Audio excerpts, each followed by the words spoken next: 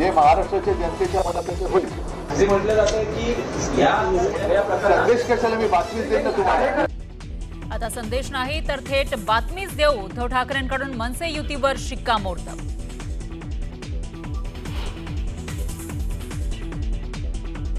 महाराष्ट्रातील जनतेच्या मनात काय आहे ते महत्त्वाचं नाही तर उद्धव ठाकरेंच्या मनात काय हे महत्त्वाचं. ठाकरेंच्या बातमीची वाट बघू. संदीप देशपांडेंचं मोठं विधान. राज ठाकरे उद्धव ठाकरे एकत्र आल्यास महाराष्ट्राच्या राजकारणाला नवा पर्याय. चंद्रकांत खैरेंचं न्यूज 18 लोकमतच्या मुलाखतीत वक्तव्य.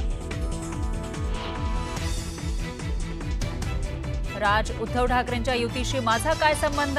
मुख्यमंत्री फडणवीसांची प्रतिक्रिया. तर एकनाथ शिंदेंनी युतीवर बोलणं टाळलं.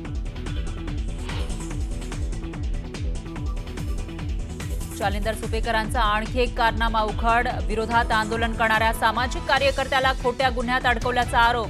तर सुपेकरांना साईट पोस्टिंग दिली आहे. सर्व आरोपांची चौकशी सुरू. मुख्यमंत्र्यांची माहिती. शेंद्रा MIDC मधील आरक्षण रद्द करून शिरसाट यांनी मुलाला 5 एकर जागा दिली. दोघांचं उत्पन्न पाहता ते 26 कोटी कुठून देणार होते. माजी खासदार इम्तियाज जलील यांचा सवाल.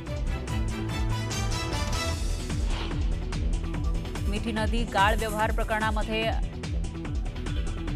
दिनो मोरिया आणि भाऊ सॅन्टिनोच्या घरावर ईडीची छापेमारी. 14 तासांपासून ईडीकडून झाडाझडती सुरू.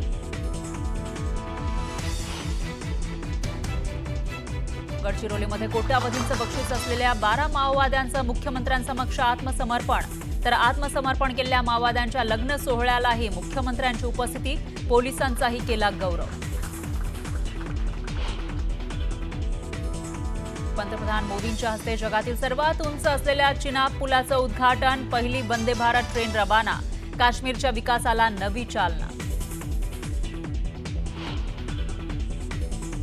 कॅनडाचे पंतप्रधान मार्क कार्नी यांच्याकडून पंतप्रधान मोदींना G7 शिखर परिषदेचं आमंत्रण. 15 ते 17 जून दरम्यान पंतप्रधान मोदी राहणार उपस्थित.